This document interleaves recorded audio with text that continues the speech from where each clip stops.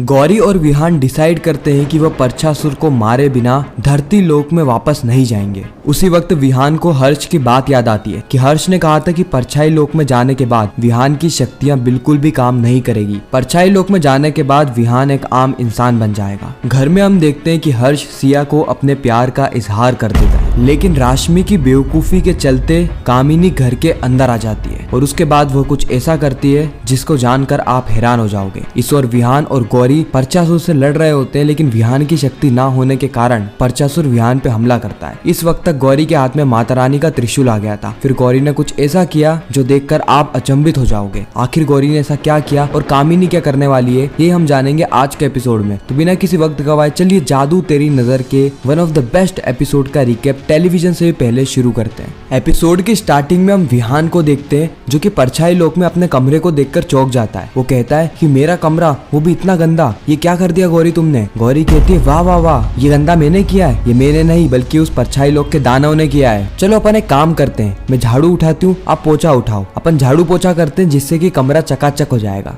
और वह दानव हमें मार कर खा जाएगा। यही चाहते हो ना आप। विहान कहता है कि गौरी तुम उल्टी बातें क्यों करती हो। गौरी कहती कि उल्टी बातें मैं नहीं आप कर रहे हो। यहाँ पर मैं परछाई लोक में इतने समय से कैद हूँ और आपको यहाँ पर झाड़ू पोछे की पड़ी हुई है। उसी वक्त गौरी के दिमाग में एक आइडिया क्लिक करता है। विहान कहता है कि गौरी तुम क्या सोच रही हो। गौरी कहती है कि मुझे परछासुर की गांठ मिल गई है कि किस तरीके से परछासुर को अपन मार सकते हैं। विहान कहता है कि हमें परछासुर को मारना ही क्यों है, हमें तो आने जाने का रास्ता पता है ना, उसे रहने दो परछाई लोक में, हम तो जाते हैं हमारे धरती लोक में। गौरी कहती है कि अगर गुंडों को सबक ना सिखाया जाए तो वह गुंडे घर तक आ जाते हैं और इसको लड़की से बेहतर और कोई नहीं जानता। अगर हमने परछाई लोक के दानव को नहीं मारा तो यह दानव भी उसी तरीके से धरती लोक में आ जाएगा जिस तरीके से आप परछाई लोक में आए हो। और अभी तो ये खतरा सिर्फ मुझ पर है और आप पर है, लेकिन आने वाले समय में अगर ये धरती लोक पर आ गया तो खतरा हमारे पूरे परिवार पर होगा। आप बस मुझ पे भरोसा रखिए क्योंकि मुझे पता है उसकी कमजोरी क्या है। विहान कहता है कि मुझे तुम पे पूरा भरोसा है गौरी, क्योंकि ऐसे परछाई लोक जैसी जगह में तुम इतने समय तक सरवाइव कर पाई, उस दानव से बच पाई, तो मैं तुम्हारे कॉन्फिडेंस पे कैसे डाउट कर सकता हूँ। तुम ये बताओ कि हमें करना क्या है। गौरी कहती है कि मुझे कैसे भी करके माता रानी के दरबार में ले चलिए। अगर मैं माता रानी के दरबार में पहुंच गई तो मैं माता रानी के त्रिशूल को उठाकर सीधे परछाई लोक के इस दानव के मुंह पे प्रहार करूंगी, क्योंकि इसके मुंह से ही इसकी शक्तियां हैं और इसके मुंह पे प्रहार करने के बाद इसका वहीं पर ही अंत हो जाएगा। अगले ही सीन में हम पूरे परिवार को देखते हैं जो कि राक्षस की रंगोली बना रहे होते हैं, क्योंकि इसी रंगोली को बनाने के बाद कामिनी का घर में आना मुश्किल ही नहीं नामुमकिन हो जाएगा। लेकिन इनको सिर्फ एक रंगोली नहीं बनानी है बल्कि घर के हर एक उस कोने पर रंगोली बनानी है जहाँ से घर के अंदर आया जाता है, जिसे घर के दोनों गेट, 10 से 15 खिड़कियां, साथ ही वो वेंटिलेशन जहाँ से कामिनी अंदर आ सकती है। और अब पूरा ही परिवार इस कार्य को करने में जुट जाता है। इधर हम विहान की दादी को देखते हैं जो कि वीना से पूछ रही होती है कि वीना तूने तो कहा था कि गौरी अपने घर पे गई है, लेकिन गौरी तो परछाई लोक में कैद है, आखिर तूने हम सबसे झूठ क्यों बोला। वीना यहाँ पर चौंक जाती है, लेकिन वो दादी को भी सच नहीं बताती। वो कहती है कि मुझे जैसा गौरी ने कहा वैसा ही मैंने सबको कह दिया, इससे ज्यादा मुझे कुछ भी नहीं पता। और विहान की दादी को यहाँ पे शक होने लगता है, क्योंकि वो जानती है कि वीना विहान को बचाने के लिए कुछ भी कर सकती है, किसी की जान भी ले सकती है। अगले ही सीन में हम परछाई लोक में देखते हैं कि विहान और गौरी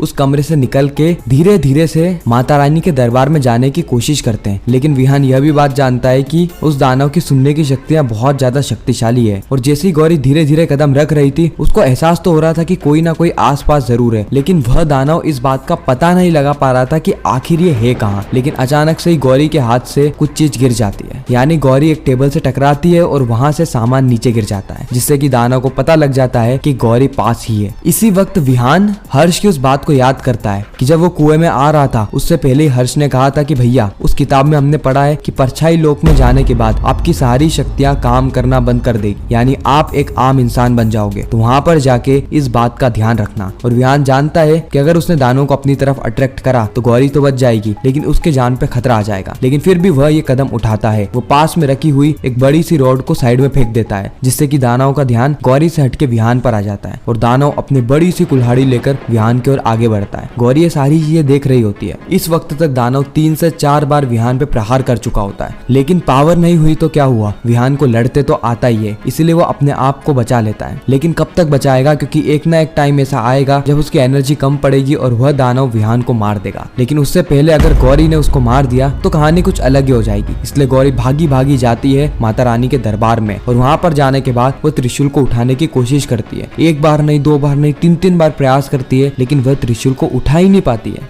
धरती लोक में हम देखते हैं कि सिया अपने बैग में से विष की एक बोतल निकालती है और सारी ही रंगोली के ऊपर विष डालने लगती है। इस विष की शक्तियों से कामिनी घर के अंदर प्रवेश नहीं कर पाएगी। हर्ष सारी चीज को नोटिस कर लेता है और सिया से पूछता है कि सिया, मैंने लड़कियों के बैग में मेकअप देखा है, लेकिन तुम्हारे बैग में तो पॉइजन है। मुझे एक बात समझ में नहीं आ रही कि तुम्हारे लिए सारी चीजें नॉर्मल क्यों है। मुझे नहीं लगता कि किसी भी लड़की के लिए ये सारी चीजें नॉर्मल होगी। लेकिन इस वक्त भी सिया कुछ भी जवाब नहीं देता है। हर्ष कहता है कि ठीक है, अगर तुम्हें जवाब नहीं देना तो तुम जवाब मत दो, लेकिन मुझे यह तो बताओ कि जब मैंने तुम्हें प्रपोज किया था तो तुमने मेरा रिश्ता ठुकरा दिया। उसके बावजूद भी तुम मेरे साथ मेरे घर पर आई। तुमने मेरे परिवार को बचाने के लिए इतना सब कुछ किया। आखिर क्यों? तुम्हारे पास तो मौका था ना कि तुम यहाँ से जा सकती थी। सिया कहती कि मैंने तुम्हारा रिश्ता इसलिए ठुकराया क्योंकि जिस समय तुमने रिश्ता दिया था उस समय तुम नादान थे, लेकिन आज मुझे तुम्हारे अंदर नादानी नहीं दिखी। आज मुझे तुम एक मैच्योर लड़के दिखे। हर्ष कुछ कहे उससे पहले ही सिया कह देती है कि अभी ये आखिरी खिड़की बची है, तो हमें इस खिड़की पर भी रंगोली बनानी होगी। उसके बाद हम देखते हैं कि सिया उस खिड़की पर रंगोली बनाने लगती है, लेकिन वहां से कामिनी अंदर आ रही होती है। हर्ष खिड़की को बंद करने की कोशिश करता है, लेकिन खिड़की बंद नहीं होती है और कामिनी बस खिड़की से अंदर आ ही रही होती है कि उससे पहले ही रंगोली बन के तैयार हो जाती है और सिया उसके ऊपर विष भी डाल देती है, जिससे कि घर में हर जगह रंगोली हो चुकी है और अब कामिनी घर के अंदर प्रवेश नहीं कर सकती। इस ओर हम देखते हैं कि गौरी माता रानी के सामने हाथ जोड़ने लगती है और कहती है कि माता रानी, आप हमें संकट से निकालिए, आप मुझे शक्ति दीजिए। उसके बाद गौरी जैसे त्रिशूल को उठाती है और मैजिकली त्रिशूल उसके हाथ में आ जाता है। यानी माता रानी का आशीर्वाद तो गौरी को मिल गया है। अब उसे सिर्फ और सिर्फ यह त्रिशूल परचासुर के गर्दन में घुसाना है। विहान जमीन पे गिर जाता है और परचासुर बस विहान को 2 टुकड़ों में काटने ही वाला होता है कि उससे पहले ही गौरी वहां पर चिल्लाने लगती है, जिससे कि वापस से परचासुर यानी उस दानव का ध्यान विहान से हटके गौरी पे आ जाता है। लेकिन इस बार गौरी के हाथ में माता रानी का अस्त्र था। वह दानव अपने मुंह से अजीब प्रकार की ध्वनि निकालता है, जिससे कि विहान बहुत दूर जाके फेंका जाता है। लेकिन गौरी को इस बार कुछ नहीं होता। ऐसा इसीलिए क्योंकि गौरी के हाथ में माता रानी का त्रिशूल है। गौरी उस त्रिशूल से परचासुर की गर्दन पे प्रहार ही कर रही होती है, लेकिन उसकी हाइट छोटी होने के कारण परचासुर की गर्दन तक वो पहुंच ही नहीं पाती है और माता रानी का